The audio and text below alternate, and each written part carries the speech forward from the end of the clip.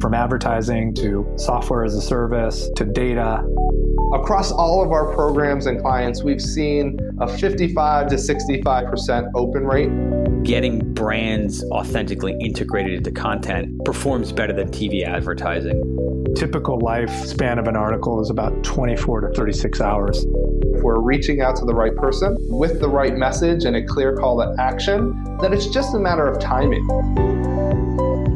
Welcome to the MarTech podcast, and I Hear Everything production. In this podcast, you'll hear the stories of world-class marketers that use technology to drive business results and achieve career success. We'll unearth the real-world experiences of some of the brightest minds in the marketing and technology space so you can learn the tools, tips, and tricks they've learned along the way. Now here's the host of the MarTech podcast, Benjamin Shapiro. Welcome to the MarTech podcast. I'm your host, Benjamin Shapiro, and today we're going to discuss digital marketing acquisitions as a strategy. Joining us is Ahene, who is the Chief Strategy Officer at Tinuiti, which is the largest independent performance marketing firm with expertise across various channels, including streaming TV, Google, Meta, and Amazon, managing over $3 billion in digital media and employing over 1,200 marketing professionals. And today, Nia and I are going to discuss MarTech strategy in a nutshell. All right, here's my conversation with my old friend, Ahene, the Chief Strategy Officer at Tinuiti. Nia, welcome back to the MarTech podcast. Good to be back, Ben. Great to be back. I feel like you're one of our longest standing guests here on the podcast and one of my oldest co-working friends. For those listening that haven't heard us rap before, Nia and I worked together at eBay a million years ago when he was just out of college. And he was like the new guy on the team. And now look at you, Chief Strategy Officer at one of the biggest agencies or performance marketing firms in the country, if not the world. Holy shit, man, you blew up. Yeah, it's been a hell of a ride. And in a lot of ways, I've been doing the same thing for 15 years, just trying to figure out how to help brands capture consumer attention. But obviously that has shifted over the last 15 plus years and it continues to evolve. And I know what we're talking about today with kind of MarTech stacks is a huge part of it because that continues to evolve as well, especially for B2C brands where our organization is focused on helping. So super excited to be here. Talk to me a little about that. We think about growth strategies and often it is how can you get better access to data? Maybe we're thinking about how you can uniquely position your brand, product, services, upsells. And I feel like MarTech in general, what your technology stack is, people don't think of that as a growth strategy or something that can truly add value to you. You're in M&A now in some capacity. Talk to me about how you think about where MarTech fits into someone's growth strategy and how it adds value to the company. When we do acquisition at Tinuiti, we're typically acquiring B2B companies, marketing services companies to help continue to differentiate and further our capabilities as a marketing agency. But when we're working with clients that are trying to sell to consumers directly. And even though I don't run M&A for consumer organizations, a lot of the same principles around understanding the customer, figuring out how to drive out LTV, and ensuring that you're retaining customers so you're not spending all of your dollars and time on acquisitions are very present. So when I think about MarTech strategies for B2C companies, as basic as understanding basic RFM, understanding who your loyalists are, understanding who your near loyalists are, understanding who your one-time users are, and then ensuring that you have the marketing automation, the right messaging technology, the right marketing technology to be able to message to those consumers to drive consumer value and loyalty over time. And fortunately, or maybe unfortunately, over the last decade or so, we've gone through several evolutions of the technology that B2C websites and B2C brands and applications use to be able to understand who those consumers are and market to them effectively. So it's a huge competitive advantage, not just from a M&A perspective, but even an operational perspective. If you can say, hey, I know that it's going to take 7 different touch points to get somebody who's purchased from me one time to buy again. And figuring out how you orchestrate that, making sure you have the right data warehouse in place and to get that information and operate on that information in near real time is hugely important to the success and growth of any B2C, let alone B2B brand. So when you're looking at a B2C brand and you're evaluating it for its growth prospects, trying to figure out what the valuation is, what are some of the either systems, tools, connection points that you look for to evaluate whether they have a advantage on the MarTech side? At the end of the day, it's really about their understanding of who their consumers are and the path to purchase. So from an agency perspective, it's like, let's look at your customers in the last year. Oftentimes, we're going to see 20% of customers are responsible for 80% of revenue. What are you doing to grow that pie, in addition to what are you doing to grow the overall pie? And companies with the right technology in place, whether it's a CDP or a data warehouse, they'll be able to tell you that almost instantaneously, and then you can start to build marketing campaigns on top of that. On the flip side, companies who don't have that in place, they spend a lot of their time and energy on acquisition, which is fine. You can grow a pie, but your most valuable customers are going to be the customers that continue to come back to you and buy over and over again. So having the right technology in place, whether it's a data warehouse or a CDP in place to understand who your most valuable customers are, is critical to ensuring that you can market and message to those customers and drive more customers into loyalty cohorts over time. I'm glad that you mentioned both a data warehouse and a CDP, because that's one of the big topics of the year. It's basically the only other thing other than artificial intelligence we've been talking about is this notion, and I cannot stand this word, but composable CDPs, which is the CDP built on top of your data warehouse. High Touch, as an example, is a company that basically gives you CDP functionality, but it taps directly into the universal source instead of you having to have two separate places where you're holding your data. Do you see companies being more valuable because they're able to tap farther down into their underlying data using tools like composable CDPs? Does it actually make a difference? Or are you saying, hey, look, I don't care. As long as you understand who your customers are, it could be a mess, just as long as the system you have works? It makes sense to use a composable CDP if you have multiple customer touchpoints, both online and offline, and you need a complicated data structure to understand everything that's going on with your customer interactions. So if I think about a brand that has physical stores and online and direct to consumer, like a Warby Parker that has physical stores, multiple different regions, has an online arm, don't know if they sell in retail yet, have customer service, they have tickets coming in, you're probably not going to be able to truly get a universal view of the customer through any off-the-shelf CDP. So it's probably necessary to bring all that information into a data warehouse, then run your ETLs and use a high touch to figure out kind of what specific information you need to extract out to your marketing destinations. Now, on the flip side, if you're a pure play digital player where the vast majority of your sales happen on one or two channels, it's all super digital, whether that's app and web, you probably could get by with just having a CDP and not having a sophisticated customer data warehouse to be able to power your marketing efforts. Because in a lot of ways, your customer data warehouse is your Shopify instance or whatever your headless e-commerce instance is. And so I don't think there's a right answer. I do think for more complicated businesses that are truly omni-channel or in multiple regions, you're going to run into challenges with CDPs. But if you're just looking to ensure that you have a good sense of who the customer is and you're only on a couple different surfaces and they're all digital, then you can definitely get by with just a CDP. And then in terms of valuation, the how you get there matters less than do you have complete information? Do you trust the data that you have? And can you take action on that data? Because it's about your ability to use and interpret that data and make intelligent marketing decisions to increase purchase value, purchase frequency, and loyalty cohorts that matters, not necessarily the technology that you're using to get there. So you just need to make sure that you're ingesting the right information across the right surfaces and choosing the right tool to be able to do so.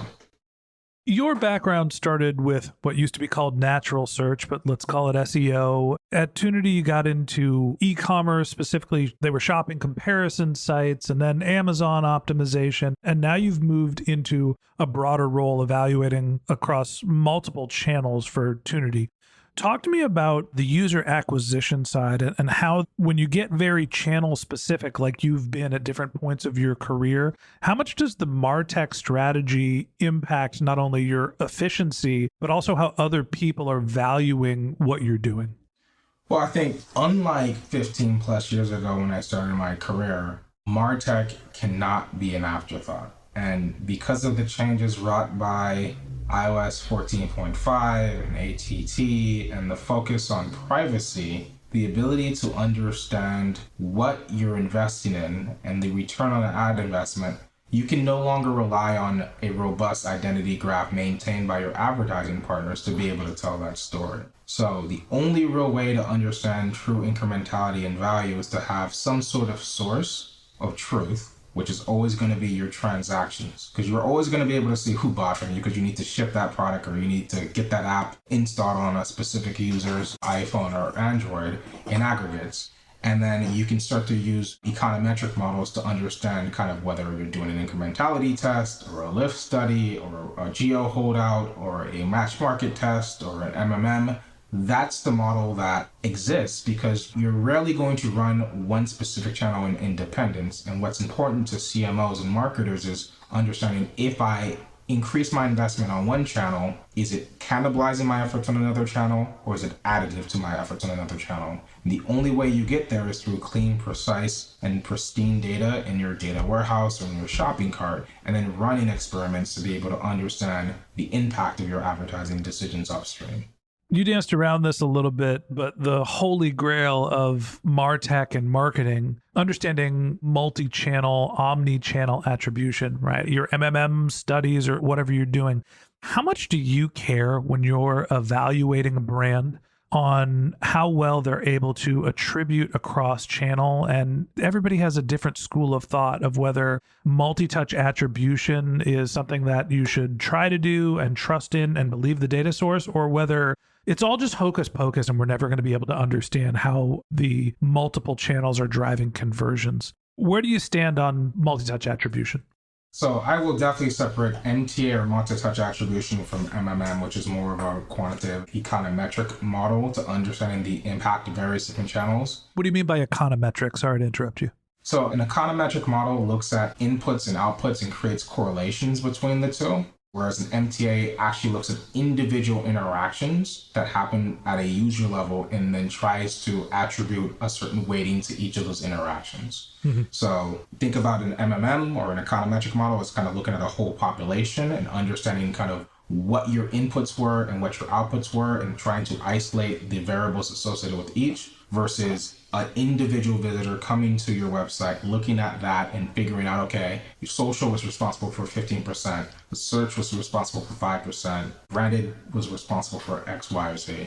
And so what I'll say about MTA is in a privacy-forward world, post iOS 14.5, there isn't an MTA model that's going to represent anything closer to the truth. And over time, as more and more users turn on privacy settings and the amount of data that's freely available to marketers continues to diminish, MTA models will continue to degrade in their ability to forecast and predict what's actually happening. Because if I'm an iOS user and I have selected do not track me, you can't see me in your MTA model. You can try to model me, but you cannot see me. Or if I'm doing a econometric model where I'm taking, okay, I've invested $50,000 in San Francisco and another $50,000 in San Jose and another $50,000 in Sacramento. And I'm looking at how I've spent those dollars in different ways. 5% in search, 30% in search in another market, 50% in search in another market, 10% in social, and vice versa. And I'm understanding my outputs, how many users have actually converted, because I still need to ship that box to Sacramento, San Jose, and San Francisco.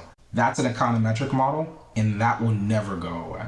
So I think over the next 3 to 5 years, we're going to see a shift of marketers looking at econometric, MMM, lift models as opposed to MTA models, because you're not going to have unique identifiers to be able to understand who consumers are in the near future. The amount of users that are going to opt in to the ability to track them is going to continue to diminish over time, and so you're going to have to rely on more econometric models to understand the effectiveness of advertising. And we're already starting to lean into that as an organization. Last question I have for you today. As you look broadly at what companies are doing with their MarTech strategies, what are the biggest mistakes they're making, and what are the common trends you see of companies that are successful? I definitely think the biggest mistakes, and maybe some of the vendors on this podcast aren't going to like it, is buying technology before understanding and defining the questions that you need answered.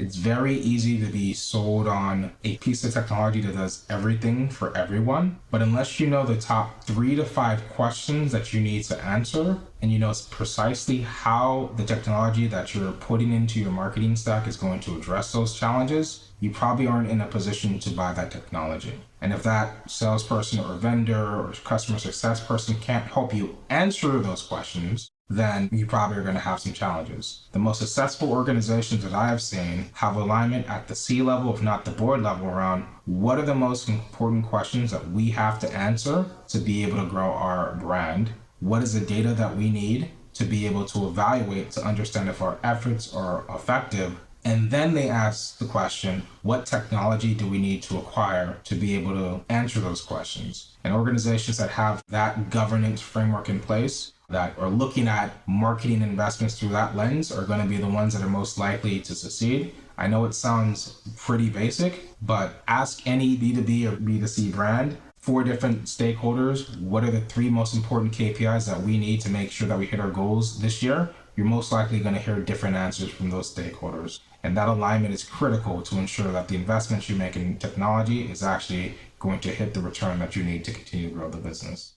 Here's my takeaway. The good news for the MarTech vendors that are listening to this podcast is that you can't get away with not having a coherent MarTech strategy. It's a necessity, and the companies that don't have standardized ways using technology to be able to understand who your customers are and what interactions they have are going to suffer. They're not relevant and they're not valid. Now, the hard part is you can't just sell products before you understand the question. For people that are implementing your MarTech technologies, you should not just buy MarTech because you think you need a tool, a composable CDP as opposed to a standard CDP. It doesn't matter, right? What matters is that you understand the question you're trying to solve and you're finding a technology solution that gets you to the right answer. And if you don't have a coherent strategy, or at least understand what you're trying to learn, it doesn't matter what technology you use. And that wraps up this episode of the MarTech Podcast. Thanks for listening to my conversation with Ahene, Chief Strategy Officer at Tinuiti. Join us again tomorrow when Nia and I continue our conversation talking about M&A as a marketing strategy. If you can't wait until our next episode and you'd like to learn more about Nia, you can find a link to his LinkedIn profile in our show notes. You can contact him on Twitter. His handle is Ahene. That's NII_AHENE. Or you can visit his company's website, which is Tinuiti.com. TINUITI.com. Just one more link in our show notes I'd like to tell you about. If you didn't have a chance to take notes while you were listening to this podcast, head over to martechpod.com, where we have summaries of all of our episodes and contact information for our guests. You can also subscribe to our weekly newsletter, and you can even apply to be the next guest speaker on the MarTech Podcast. Of course, you can always reach out on social media. Our handle is MarTechPod, MarTechPod, on Twitter, Facebook, and Instagram, or you can contact me directly on LinkedIn. My handle is Ben J. Shap, BenJShap. And if you haven't subscribed yet and you want a daily stream of marketing and technology knowledge in your podcast feed, we're going to publish an episode every day this year. So hit the subscribe button in your podcast app and we'll be back in your feed tomorrow morning. All right, that's it for today. But until next time, my advice is to just focus on keeping your customers happy.